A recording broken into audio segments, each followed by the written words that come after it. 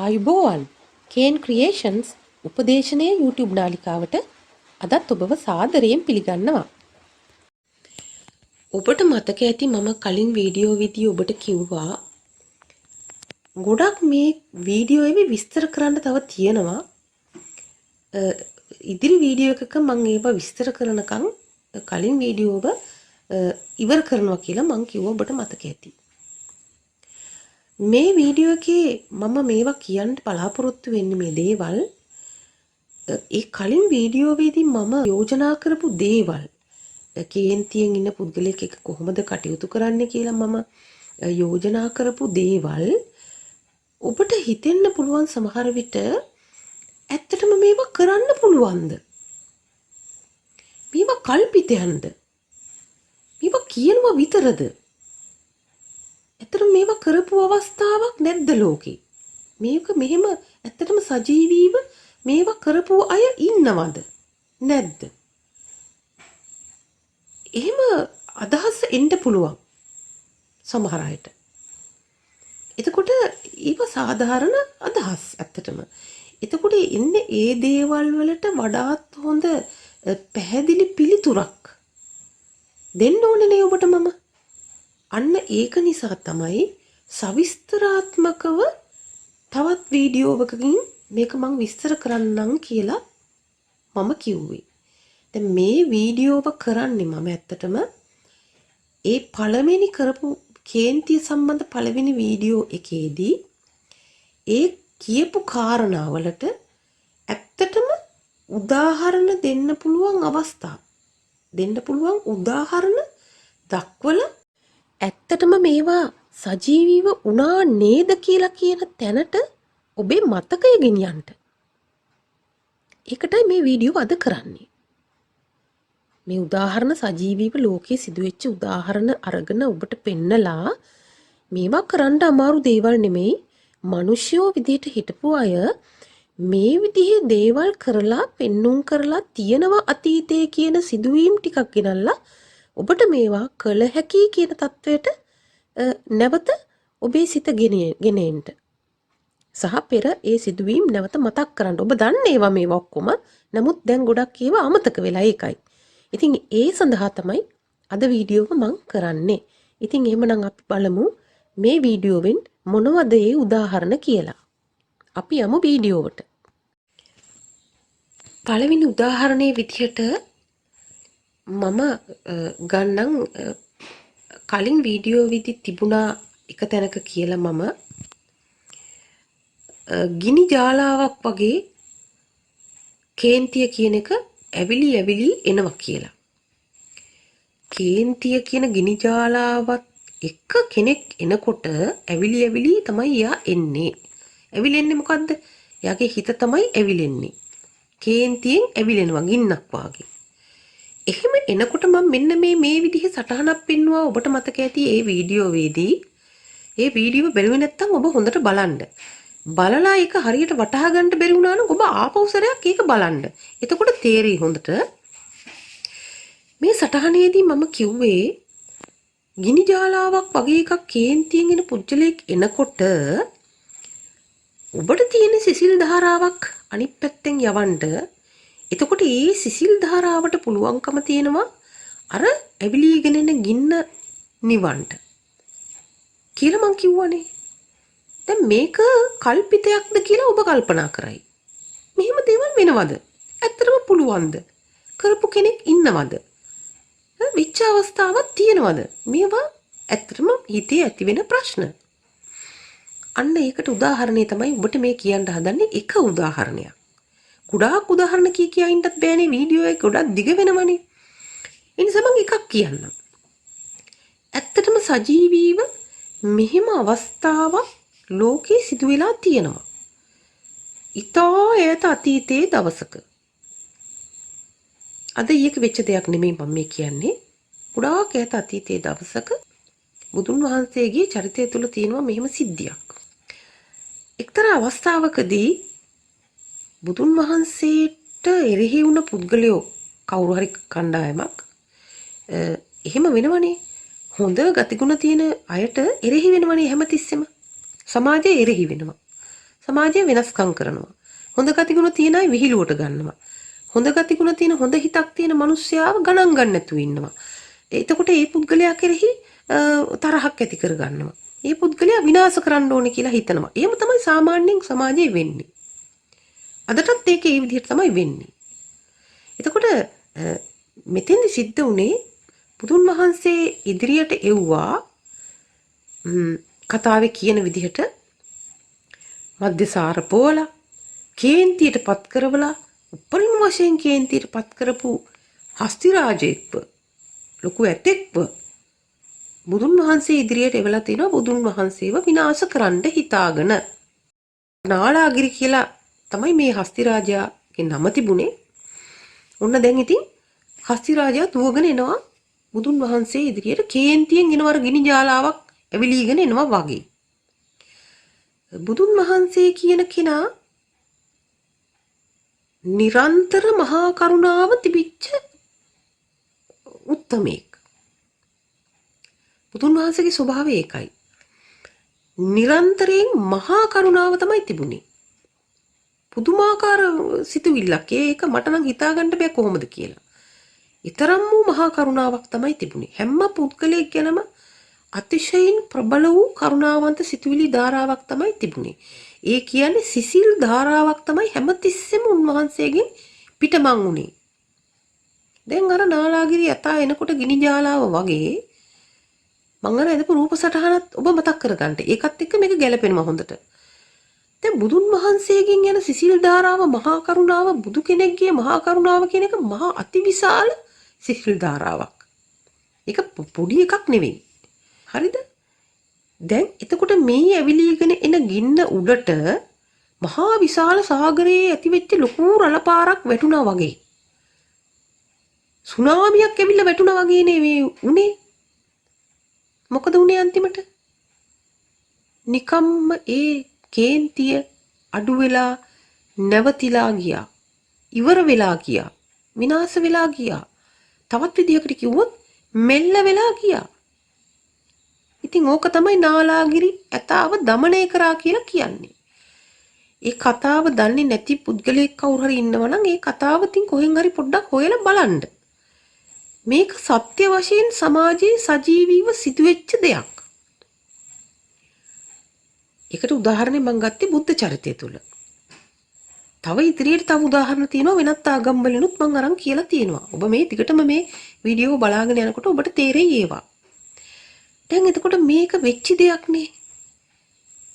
එතකොට ඒ කියන්නේ අර ඇවිලීගෙන එන ගින්න වගේ කේන්තියක් තියෙන කෙනෙක් එනකොට කවුරු හරි කෙනෙක් ඉදිරියට එයා ළඟ තියෙනවා නම් ඇත්ත වශයෙන්ම සත්‍ය විදිහටම ලොකු සිසිල් ධාරාවක් වගේ හොඳ සිතුවිලි ධාරාවක් තියෙනවා නම් සුබ කිරණ ශක්තියින් තියෙනවා නම් එයාගෙන් යන එයාට පුළුවන්කමක් තියෙනවා අර එන පුද්ගලයාගේ කේන්තිය මර්ධනය කරන්න නිමල දාන්න පුළුවන්. එයාව යහපත් තත්යකට පත් කරන්න පුළුවන්. ඉතින් මේ වගේ දේවල් ඔබ කරලා බලන්න. පුළුවන් ද බැරිද කියලා වෙච්ච අවස්ථා තියෙනවා ලෝකේ. ඔන්න මම එකක් ඔබට පැහැදිලි කරා. එක අවස්ථාවක් පැහැදිලි කරා. තව අවස්ථාවක් තිබුණා. මම කිව්වා ප්‍රාර්ථනාවක් කරන්න ඕනේ පුද්ගලයෙක් දැන් ඒ වගේ නිවින්ට පුද්ගලයෙකුට කටයුතු කරලා ප්‍රාර්ථනාවක් කරන්න ඕනේ. දැන් මේ බණින්ට ගිහිල්ලා වෙනස්කම් කරන්න ගිහිල්ලා ලොකු පාපයක් කරගන්නවනේ මිනිස්සු. ඔබ කලින් වීඩියෝ බලන්න ඒකේ තියෙනවා මේ දේවල් කියලා. එතකොට එහෙම කරලා එයා එතකොට නරක සිතුවිලිත් එක්ක එයා ඉන්නකොට එයාට මොකද වෙන්නේ? පව් රැස් වෙනවා. නරක දේවල් එයාට එකතු වෙනවා. බෑඩ් එනර්ජිස් එකතු වෙනවා. ඒක තමයි පව කියලා කියන්නේ. මේවට වචන ගොඩක් තියෙනවා. බෑඩ් එනර්ජි එකක් මේක නරක ශක්තියක් ළඟට එන්නේ. ඉතින් පාපය කියලා අපි කියනවා, පව කියලා කියනවා. ඉතින් මේ වචන ගොඩක් තියෙනවා. ඉතින් මේ වචනත් එක්ක එල්ලෙන්න යන්න එපා ඔබ. ඔබ අදහන කිසියම් වූ ආගම් තියෙනවා නම් ඒ වගේ වචන පොඩි වෙනස්කම් තියෙනවා නම් වචනත් එක්ක එල්ලි යන්න එපා. මේකේ સિદ્ધාන්තය තේරුම් ගන්න බලන්න. එතකොට මේ නරක එක ඉඳලා මේ පුද්ගලයා ඔබට මම ප්‍රාර්ථනාවක් කරන්න කියලා කිව්වා. මෙයා මේ මහා පවක් රැස් කරගත්තට මට මේ පාඩම් උගන්වන්නට ඇවිල්ලා මෙයාට නරකක් වෙන්න එපා කියලා මෙයාට මම සමාව දෙනවා කියලා සෝබා දහමලත් කියන්න කියලා මං කිව්වා. විශ්වෙන් ඉල්ලන්න කියලා කිව්වා. මෙයාට සමාව ලැබෙන්න කියලා. මෙයාට සමාව දෙන්න කියලා. ඇයි ඒ විශ්වෙන් ඉල්ලන්නේ? ඇයි ඒ විශ්වෙන් ඉල්ලන්නේ? ඒකට මම පිළිතුර මේ කතාව අවසානයේ ඔබට කියන්නම්. අන්න ඒකට දෙන්න පුළුවන් උදාහරණයක් තමයි මම දැන් මේ දෙන්න හදන්නේ. මේක මම ගන්නේ ජේසුස් වහන්සේගේ චරිතය තුල. ගොඩාක් ඉස්සර කාලෙක. ඉතින් මේ වහුඟක් ඉස්සර කාලේ සිද්ධ වෙච්ච දේවල්නේ. අද ඒ වෙච්ච දේවල් නෙමෙයි. ජේසුස් වහන්සේට ඒත් මිනිස්සෙක්නේ. බුදුන් වහන්සේ වගේම තමයි. මිනිස්සෙක්නේ. උන්වහන්සේට දෙන්න ඕනේ වද වේදනා ඔක්කොම දීලා. निराहारව තියලා, සිරගත කරලා තියලා, කටුවටුණු දාලා, පුරුෂ උස්සන් යන්න දීලා, පුදුමාකාර වද වේදනා දීලා අන්තිමේ මොකද කරේ? කුරුසියේ ඇනත් ගහලා මරණයට පත් කරන්න ලැහැත්ති කරලා අවසාන මොහොතේ මරණයට පත් වෙන්න ඔන්න මෙන්න කියලා තියෙන වෙලාවේ අවසාන හුස්ම පොද ඉවත් වෙලා ශරීරයෙන් යන්න තියෙන වෙලාවේ හරි දුර්වලයි ශරීරය. එතකොට හරිම දුර්වලයි. තියෙන ශක්තිය සීරම පිට වෙලා ගිහිල්ලා තිබ්බ ලේ ටික ඔක්කොම පිට වෙලා ගිහිල්ලා. ඇයි දැන් මේ දීලා වද වේදනා පුළුවන් තරම් අන්තිම ශක්තිය ගොනු කරලා විශ්වයට කෑ ගහලා මෙහෙම කතාවක් කිව්වා. ඔබට මතක ඇති මේ වචන ටික. ස්වාමීනි මම නොදැන කරන වරදට සමාව මැනව කියලා කිව්වා. බලන්නකො මොනතරම් කරුණාවක්ද කියලා මේ. මොනතරම් ආදරයක් තිබිලා තියෙනවද මිනිස්සු ගැන.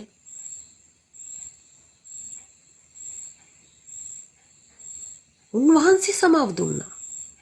උන්වහන්සේගේ හිතේ තිබ්බේ හැමතිස්සෙම ආදරේ විතරයි. මේ ශාස්ත්‍රුන් වහන්සේලා කියන්නේ ඒකනේ ඒගොල්ලන්ට. නැත්තම් ඉතින් අපිටත් ශාස්ත්‍රුන් වහන්සේලා කියලා කියන්න පුළුවන් නේ. එහෙම කියන්නේ නැහැනේ කවුරුත්. ශාස්ත්‍රුන් වහන්සේලා එහෙම කියන්නේ එයාලගේ ළඟ අර වගේ සුවිශේෂතා තිබුණ හින්දා. පුළුවන් තරම් කරුණාවන්ත බව ආදරය ඒව තමයි තිබ්බේ. දැන් මෙහෙම ආදරයක් ගැන ඇත්තටම නිකන් හරි හිතන්න පුළුවන්ද? මට නම් බෑ හිතන්න, හරි අමාරුයි. මෙච්චර වද වේදනා දීපු මිනිස්සු අවසානයේ කොහොම හරි හිතාදාගෙන සමාව දීලා අන්තිමේ සෝබා දහමටත් කිව්වා, විශ්වයටත් කිව්වා අනේ මේගොල්ලන්ට සමාව දෙන්න. ඇයි Taman සමාව දුන්නාම මදිද? ඔබට මං කිව්වා මේ කතාව මම මේ කතාව අන්තිමේ කියන්නම් කියලා.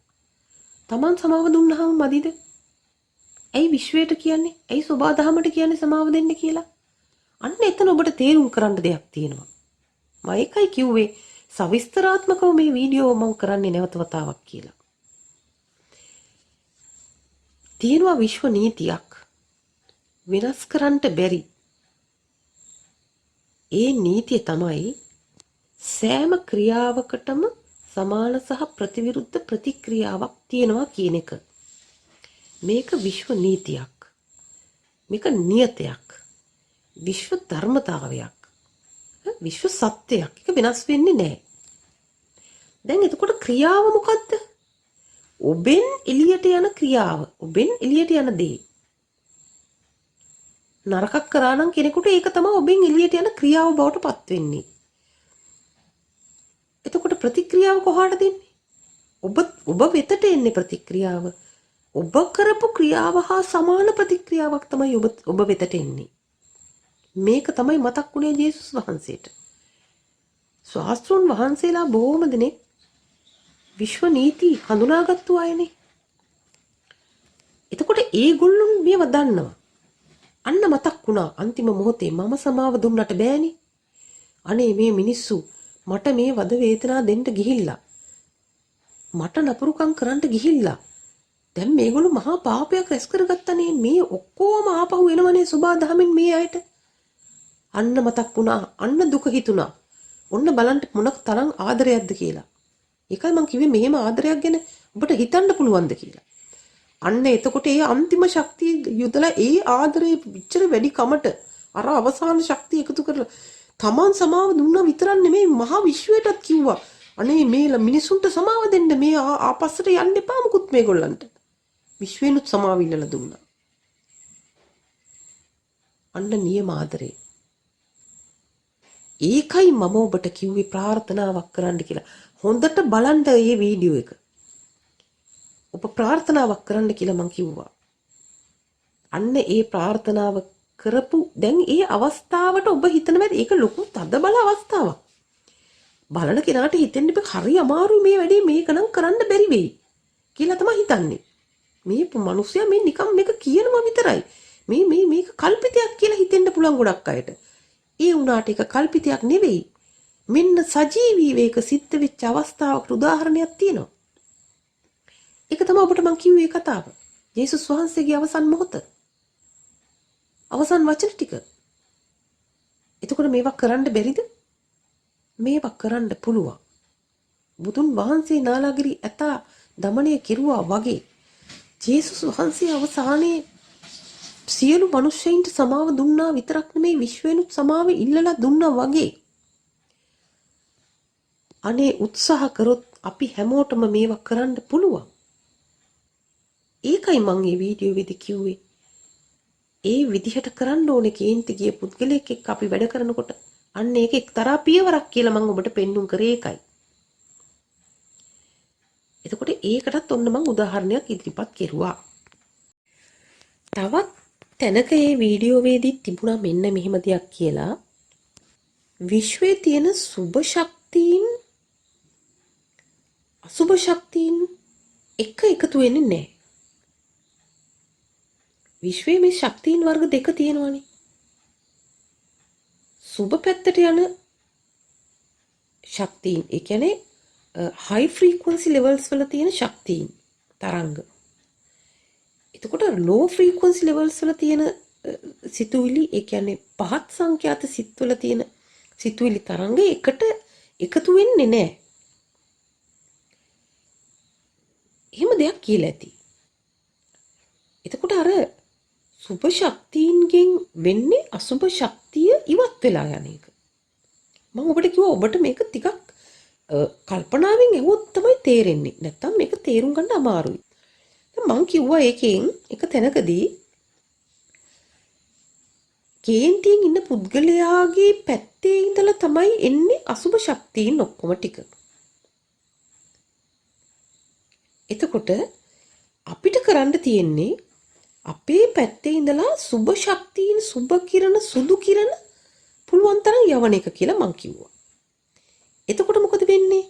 එහෙන් එන අසුභ ශක්තියට වැඩිය ඔබෙන් පිටත් වෙන සුභ ශක්තියින් ගොඩක් ප්‍රබලයි. ඒකට අර අසුභ ශක්තියින් ඉවත් කරලා දාන්න හැකියාවක් තියෙනවා කියලා. දැන් එතන වෙන්නේ මේකයි ඇත්තටම. මෙහෙන් අති ප්‍රබල සුභ ශක්තියක් යනකොට අසුභ ශක්තිය එතනින් මගහැරලා යනවා. ඉවත් වෙලා යනවා. ඒකයි වෙන්නේ. එයා එන්නේ නැහැ. ඒ අසුභ ශක්තියින් එන්නේ නැහැ එතනින් එහාට.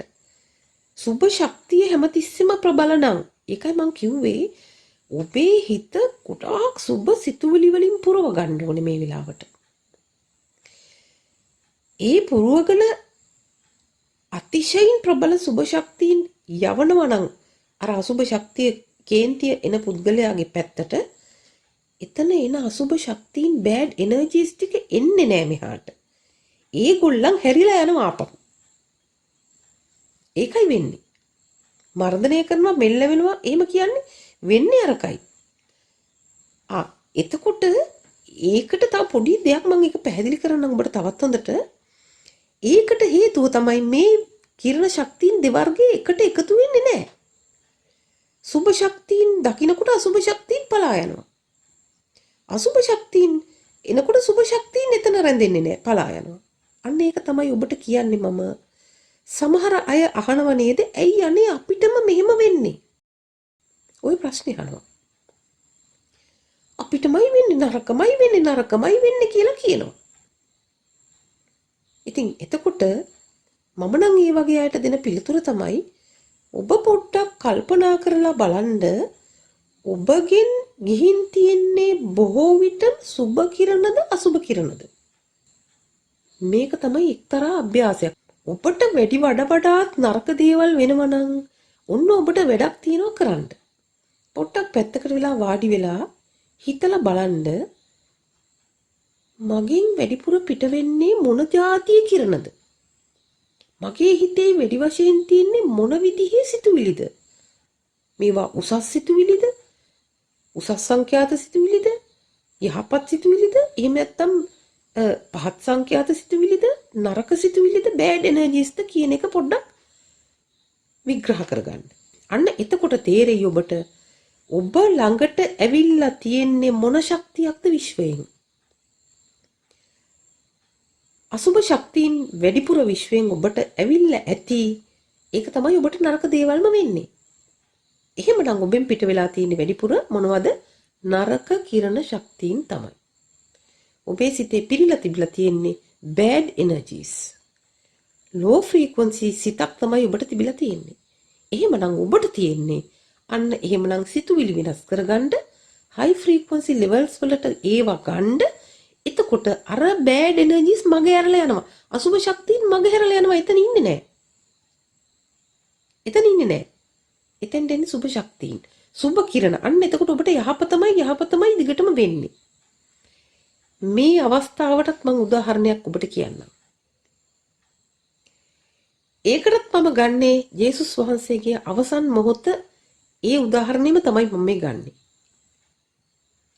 හරිනම් උන්වහන්සේට මෙච්චර මේ මිනිසු වද වේදනා දීලා හරිනම් අවසාන මොහොතේ කේන්තියන්න ඕනේනේ. නමුත් කේන්තිය ආවේ නැහෙනේ. කේන්තිය ඇයි එතෙන්ට ගියේ නැත්තේ? ඔන්න ඔතන තමයි මම ඔබට කියන්නේ මේ ශක්තියින් වල ස්වභාවය. යේසුස් වහන්සේගේ හිතේ තිබුණේ නිරන්තරම සුබ ශක්තියින් විතරයි. අන්තිම මොහොතේ තිබුණේ සුබ ශක්තිය විතරයි. එතකොට කේන්තිය කියන එක අසුබ ශක්තියක්. එයා දන්නවා මෙතෙන්ට ගියාට වැඩක් නැහැ. සුබ ශක්තියින් කැරගෙන තැනට අසුබ ශක්තිය යන්නේ නැහැ. අන්න කේන්තිය ඒ නිසා එතෙන්ට ගියේ නැහැ. උන්වහන්සේට කේන්තියක් ආවේ නැහැ. ඒකයි පුළුවන් උනේ අවසාන මොහොතේ විශ්වයෙන් පවා සමාව ඉල්ලලා දෙන්න මිනිස්සුන්ට. මේවා ටිකක් ගැඹුරින් හිතනකොට තමයි අපට වැටහෙන්නේ. මේකටම තවත් උදාහරණයක් ඔබට ගන්නම් මම බුද්ධ චරිතයෙන්. ওই සුභ ශක්තියින් අසුභ ශක්තියින් කියන ඒවා ගැටෙන විදිහ. ආගම කුමක් වුණත් කමක් නැහැ, විශ්වයේ තියෙන ශක්තියින් විතරයි. ඔබට ඒකයි මම කිව්වේ ආගම් සංකල්පෙන් චුට්ටක් බැහැර වෙලා මේ වීඩියෝව නරඹන්න. සිහියෙන් බලන්න මේක. මෙතන තියෙන විශ්ව ශක්තියින් පිළිබඳ කතාවක් විතරයි. මොකද කේන්තිය කියන්නේ එක්තරා විශ්ව ශක්තියක්, අසුභ ශක්තියක්. මෛත්‍රිය කියන්නේ, කරුණාව කියන්නේ ඒවා සුභ ශක්තියින්. ওই ශක්තියින් දෙකයි මෙතන ගැටෙන්නේ. ඔන්න ඊළඟ උදාහරණය ඔබට කියනවා මම, ඔබ මතක් කරගන්න. බුදුන් වහන්සේගේ ජීවිතය තුළ එක්තරා අවස්ථාවක් තියෙනවා. දේවදත්ත තෙරුන් වහන්සේ විසින් ගලක් පෙරළුවා බුදුන් වහන්සේගේ මාර්ගයට. ඔන්න එතකොට මොකද වුනේ? ගල පෙරලීගෙන දැන් එනවා. ගල පෙරලීගෙන එනකොට ඒ පැත්තෙන් ඒ ගල පෙරලපු කෙනා අසුභ ශක්තියින් තමයි අර ගලත් එක්ක, එයාගේ අසුභ ශක්තියින් තමයි මේ පැත්තට ගමන් කරන්නේ. එතකොට ගල පල්ලෙහාට පෙරලීගෙන ආවා. බුදුන් වහන්සේ තුල තියෙන සුභ ශක්තියින් විතරයි.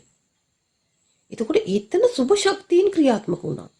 සුභ ශක්තියින් ක්‍රියාත්මක වෙනකොට මේ විශ්ව බලවේගය කියන්නේ, විශ්වය කියන එක තුල මහ පොළව, සුළඟ හැම දෙයක්ම තියෙනවනේ. ජලය, වාතය ඔක්කොම තියෙන විශ්වය තුල. එතකොට ඒ ශක්තියින්ට පුළුවන් මේ කියන ඕනෑම දෙයක් එක්ක සම්බන්ධ වෙන්න. දැන් මෙතන මහ පොළොවත් එක්ක සම්බන්ධ වුණා. මහ පොළොවේ ඇති වුණා කිසියම් කම්පනයක්. ඒ ඇතිවීම තුල එතනින් මතු වුණා බාධකයක්. තවත් ගලක් මතු වුණා කියලා තමයි කියන්නේ. මොකක් හෝ බාධකයක් මතු වුණා. ඒ කියන්නේ තරංගයකට පුළුවන් නේ ක්‍රියාවක් කරන්න. ශක්තිය කියලා කියන්නේ මොකද්ද? මොකක් හරි ක්‍රියාවක් කරන්න පුළුවන් හැකියාවනේ ශක්තිය කියලා කියන්නේ. එතකොට ශක්තිය කිරණ කම්පණය වෙනකොට එතන සෙලවීම් ඇති වෙනවා.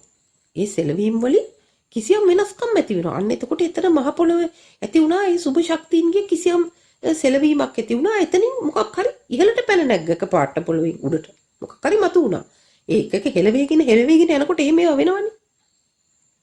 අන්න ඒ මතුවීම තුල අර ගල නැවතුණා. එන ගල නතර වුණා. යන්න විදියක් නැහැ.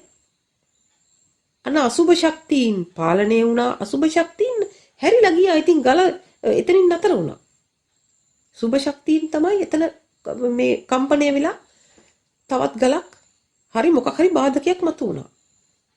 දැන් මෙන්න මේක තමයි කියන්නේ මේ ශක්තියින් දෙවර්ගයේ එකට ගැටෙන්නේ නැහැ කියලා. එකට එකතු වෙන්නේ නැහැ. ඔය දෙකම එකතු වුණා එහෙමනම් දෙකම එකතු වෙලා එක ශක්තියක් විදියට ගියා නම් ගල එනවනේ පෙරලීගෙන. එහෙම වෙන්නේ නැහැ. සුභ ශක්තියින් කටයුතු කරන්නේ එක විදිහකට, අසුභ ශක්තියින් කටයුතු කරන්නේ වෙන විදිහකට. මේ විදිහවල් දෙකක් මේ. එතකොට මේවා එකට එකතු වෙන්නේ නැහැ කොයි වෙලාවකවත්. ඔබ ළඟ සුභ ශක්තියින් පමණක් තිබුණා නම් කවදාවත් අසුභ ශක්තිය ඔබ ළඟට එන්නේ නැහැ. එන්න බෑ, පලා යනවා. හැරිලා යනවා. ඔන්න ඒක තව උදාහරණයක්. තවත් උදාහරණයක් ඔබට කියන්නම් මම. ඒත් මේ සුභ සිතුවිල්ල ඔබ සිත තුළ තියෙනකොට මම කිව්වා සුභ සිතුවිලි තියෙනකොට හැමතිස්සෙම එතන ඔබ වටේට සුබදායි වපසරියක් නිර්මාණය වෙනවා කියලා. ඔබගේ වටේට ශක්තිමත් භාවයක් ඇති වෙනවා. ඔබව ප්‍රවේශම් වෙනවා. ඔබව පරිස්සම් වෙනවා කිසියම් විදිහකට. ඔබේ ශක්තියින් ප්‍රබල වෙනවා. ඔබ වටේට ඇති වෙනවා එක්තරා ප්‍රබල බවක්. ඒකනේ ආකර්ෂණයක් ඇති වෙන්නේ. යහපත් සිතුවිලි තියෙන පුද්ගලයා ලස්සන වෙනවා, ප්‍රභාස්වර වෙනවා. ඒ පුද්ගලයාගේ ශරීරය පැහැපත් වෙනවා. එහෙම කියලා මං කිව්වනේ. ඒක ඔක්කොම වෙනකොට ඔබ වටේට එක්තරා මෙන්න මේම සිද්ධියක් වෙනවා. ඕරාව කියලා එකක් තියෙනවනේ හැමෝගෙම ශරීරයේ වටේ රැස්වලල්ලක් තියෙනවා. ඕරාවක් කියලා එකක් තියෙනවනේ. මේ ලස්සන ඕරාව එක එක්කෙනාගේ එක එක වර්ණ තියෙනවා.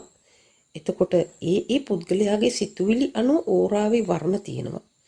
ඕරාවේ ස්වභාවයන් තියෙනවා. ඕරාවේ ශක්තිමත් භාවය කියලා එකක් තියෙනවා. ඒ කියන්නේ ඔබ වටේට ශක්ති වලල්ලක් තියෙනවා. එතකොට මේ ශක්ති වලල්ල ඔබව පරිස්සම් කරනවා, ආරක්ෂා කරනවා ගොඩක් වෙලාවට. එතකොට මේ සඳහා උදාහරණ දෙන්න පුළුවන් මේ යහපත් සිතුවිල්ලෙන් ඉන්නකොට යහපත් දේම සිදු වෙනවා. කේන්තිය එන්නේ නැහැ. කේන්තිගත පුද්ගලයා වුණත් ඔබට හානියක් කරන්න එන එක හැකිතා බලකිනවා. ඒ පුද්ගලයාගේ සිතුවිලි වෙනස් වෙනවා. කේන්තිය නැති වෙනවා. එහෙම කියලා මං කිව්වා. දැන් ඕකට උදාහරණයක් මට ඇත්ත වශයෙන්ම දැන් කලින් කියපු නාලාගිරි යතා দমনය කරපු අවස්ථාවත් ගන්න පුළුවන්. ඒ අවස්ථාවේ කරුණු කාරණා දෙකක් අපිට ගන්න පුළුවන්. එකක් අර සුභ කිරණ ධාරාව නිසා අසුභ කිරණ පාලනය වෙච්ච එකක්. අනිත් එක තමයි මේ බුදුන් වහන්සේ තුල තිබුණු නිරන්තර සුභ සිතුවිල්ල, නිරන්තර මහා කරුණාව හේතුවෙන් උන්වහන්සේ වටේට නිර්මාණය වෙලා තිබුණා අතිශයින්ම අලංකාර රශ්මි ධාරාවක්. ඕනම කෙනෙක්ගේ මේ රශ්මි ධාරාව තියෙන නමුත් බුදුන් වහන්සේ වගේ තාම උපරිම ඉහළ සිතුවිලි තියෙන හිතක අතිශයින්ම අලංකාර රස් ධාරාවක් තියෙන්නේ. එතකොට මේ බුද්ධ රශ්මිය කියලා අපි කියන්නේ ඒක. දැන් අපිට මේක පේන්නේ නැති වුණාට සත්තුන්ට පේනවා. දැන් නාලාගිරි යතාට එතන තව දෙයක් වුණා කියන්නේ. අර සිසිල් ධාරාවෙන් කේන්තිය කියන කිරණය පලා යනවා විතරක් නෙමෙයි. ඇත ඇවිල්ලා දන ගහලා වැඳලා හිතවත් වුණානේ බුදුන් වහන්සේත් එක්ක. හරි යාළු වුණානේ. එහෙම වෙන්නේ කොහමද? යන්නේ ඒක තමයි මේ කියලා දෙන්න හදන්නේ. දැන් අර සිතුවිලි ධාරාව නිසා ඇතිවෙච්ච අර ලස්සන රශ්මි වලල්ල ඕරාව සත්තුන්ට පේනවනේ මේක. ඇතා දැක්කා ඈතට මොකද්ද? කේන්තිය නිමිලා ගියා. අර මහා කරුණාව කියන ශක්තිය නිසා කේන්තිය කියන ශක්තිය පලා ගියා. එතකොට දැන් ඇතා ළඟ කේන්තිය නැහැ. නැති වුණාන් පස්සේ ඊට පස්සේ පේනවා ලස්සන රශ්මි ධාරාවක්. ඉතින් මෙච්චර ලස්සන කෙනෙක් ඉන්නවද? මොනතරම් ලස්සන කෙනෙක්ද? මොනතරම් මේ ආකර්ෂණීය පුද්ගලයෙක්ද? මේ කොච්චර හොඳ කෙනෙක්ද? මෙයා හොඳයිනේ මට ගරු කරන්න, මට භක්තිය දක්වන්න, වන්දනාමාන කරන්න, මට හිතවත් වෙන්න, මිතුරු වෙන්න කියලා හිතෙන්නේ නැති. එහෙම හිතලා තමයි ඇත්තා ඇවිල්ලා දන ගහලා වැඳලා හිතවන්ත වෙලා යාළු වෙලා ගෞරවය දක්වලා භක්තිය දක්වලා කොච්චර දේවල් කරාද? ඒ ඕරාව දැකපු හින්දා ඔය ඕරාව සතුන්ට පේනවා. ඉතින් එතකොට ඔන්න උදාහරණයක් තියෙනවා ඒකට. මේ ඔක්කොම සජීවීව වෙච්ච දේවල් මේ ශක්ති වලල්ල හැදෙනකොට ඔබේ සිතෙන් පිටවෙන ඒ සුබ කිරණ ශක්තිය විතරක් නෙමෙයි ඒකට තව එකතු වෙනවා විශ්වයේ තියෙන සුබ ශක්තියින් ගොඩක්. ඒකයි කිව්වේ හොඳ ගතිගුණ තියෙන කෙනා සෝබා දහම විසින් ආරක්ෂා කරනවා කියලා කියන්නේ ඔන්න ඕකයි. ඒකේ තේරුම ඒකයි. ඔබේ සිතෙන් පිටමං වෙලා යන ශක්තියින් සුබ ශක්තියින් ඔබ අවට රැඳෙනකොට විශ්වයේ තියෙන සුබ ශක්තියින් ටික සේරම එතෙන්ට එකතු වෙනවා. මොකද එකට ගැළපෙන අයනේ එකට එකතු වෙන්නේ. විශ්වයේ තියෙන සුබ ශක්තියින් හොය හොයා ඉන්නේ සුබ තැනක් තියෙනවද අපිට යන්න කියලා බලනකොට අන්න ඔබ ළඟ සුබ ශක්තියින් ගොඩාක් රැස් වෙලා තියෙනවා. එතකොට එතෙන්ට අර විශ්වයේ තියෙන සුබ ශක්තියින් ටිකත් එකතු වෙනවා. එතකොට තවත් අර ශක්ති වලල්ල තවත් ශක්තිමත් වෙනවා. එතකොට ඔබේ ශක්තියත් එතන ගැබ් වෙනවා. විශ්වයේ තියෙන සුබ ශක්තියින් ඔක්කොම එකතු වෙනවා. එතකොට ඔබ වටේට ඊටාම ශක්තිවන්ත ආරක්ෂක වලල්ලක් හැදෙනවා. එතකොට මේ වලල්ලෙන් තමයි ඔබව රැකෙන්නේ. මේකේ ඔබ ළඟින් තියෙන ඔබේ හිතේ තිබිච්ච ශක්තියින් ටික. ඔබට වටේ පරිබාහිර පිට ලොකුවට වලල්ල වටේ තියෙන්නේ මොනවද? විශ්වයෙන් ආපු ශක්තියින් ටික. එතකොට ඉස්සෙල්ලම මොකක් හරි දෙයකට මූණ දෙන්නේ විශ්වයෙන් ආපු ශක්තියින් ටික. ඒකෙන් තමයි ඔබ ගොඩක් රැකෙන්නේ. ඒකයි කියන්නේ හොඳ දේ කරන අය සෝබාදහම විසින් විශ්වය විසින් ආරක්ෂා කරනවා කියලා කියන්නේ ඒකයි. ඔබේ හිතේ හොඳ සිතුවිලි හැමතිස්සෙම තියෙනවා නම් ඔබේ ශරීරයේ වටේට ක්‍රියාත්මක වෙන්නා වූ ඒ ආලෝක රශ්මි ධාරාව ඒක හරි ලස්සන වෙනවා. දැන් ඔය ශාස්ත්‍රුන් වහන්සේලාගේ පින්තූර වල බලන්න තියෙනවනේ රැස් වලල්ලක් නේ හිස වටේට ශරීරයේ වටේට එහෙම රැස් වලල්ලක් ඇඳලා තියෙනවා දෙකලා තියෙනවාද ඔබ මේ වගේ? එහෙම අඳින්නේ ඇයි? ඒ ගොල්ලන්ගේ සිතුවිලි හැම තිස්සෙම හොඳ සිතුවිලි විතරයි තියෙන්නේ. එතකොට එයාලගේ වටේට තියෙනවා ලස්සන රශ්මි ධාරාවක් නේද? බුද්ධ රශ්මිය කියලා කියනවනේ බුදුන් වහන්සේගේ තිබිච්ච ධාරාව. හරි ලස්සනයිනේ. නේද? බුද්ධ රශ්මිය. ඒ වගේම හරි ශක්තිවන්තයි ඒක. නරක දේවල් වලට එන්න බෑ එතනින් එහාට. හැරිලා වෙන දිහාවල් වලට යනවා. දැන් හොඳ සිතුවිලි තියෙන කෙනෙකුට ඔබ හිතුවොත් නරක සිතුවිලි. එයාට ඔබ කීක නරක දේවල් කරන්න හදනවා නම් මොකද වෙන්නේ? ඒ ගිහිල්ලා අර රශ්මි වලල්ලේ වැදිලා ආරක්ෂක වලල්ලේ වැදිලා වෙන දිහාකට හැරිලා යනවා. සමහර විට ඔබ කරාම එන්නත් පුළුවන් ඒක හැරිලා. අපි දන්නේ කොහෙට යනවද කියලා. එතකොට අපිට ආරක්ෂාවක් මේ තියෙන්නේ නේද? ඔබේ ආරක්ෂාව ඔබ විසින්ම සාදාගත යුතුයි කියලා කියන්නේ ඔන්න ඕකයි. ඔබ කරන හැම දෙයක්ම කාටද ඔබ කරන්නේ? ඔබටමයි කරගන්නේ. මේකත් ලොකු සත්‍යතාවයක්. මේක විශ්ව නීතියක්, විශ්ව සත්‍යයක්. ඔබට මතක් වුණාද දන්නේ? මේකයි මම මේ මතක් කරලා දෙන්නේ. ඔබ මොනව කරත් ඔබ කරන හැම දෙයක්ම ඔබ හිතන්නේ අනුන්ට කරනවා කියලා. නෑ අනුන්ට නෙමෙයි ඔබටමයි කරගන්නේ. ඇයි? මේ කරන හැමදේම ආපස්සට එනවනේ. සෑම ක්‍රියාවකටම සමාන සහ ප්‍රතිවිරුද්ධ ප්‍රතික්‍රියාවක් තියෙනවා. මම කලිනුත් ඔබට කිව්වා. ඉතින් ඔබ කරොත් දෙයක් ඒක ඔබට තමයි එන්නේ ආපහු. ඔබට හොඳක් ඕන නම් ඔබ හොඳ දේවල් කරන්න. එතකොට ඒක තමයි ඔබට ආපහු එන්නේ. ඉතින් එතකොට මෙන්න මේකට උදාහරණ මම කියන්නම්. මෙන්න මේ අපේ ශරීරයේ වටේට තියෙන ආරක්ෂක වලල්ල. හැබැයි ඉතින් මේක හැමතිස්සෙම හරි ශක්තිවන්තව තියෙන්නේ ඔබේ සිතේ නිරන්තර යහපත් සිතුවිල්ල තිබ්බොත් විතරයි. අර බුදුන් වහන්සේගේ වගේ තමයි. නිරන්තර යහපත් සිතුවිල්ල තිබ්බොත් තමයි මේ රශ්මි වලල්ල මේ ආරක්ෂක වලල්ල හරියට ක්‍රියාත්මක වෙන්නේ. මේ ටික ඔක්කොම නැති වෙලා යනවා.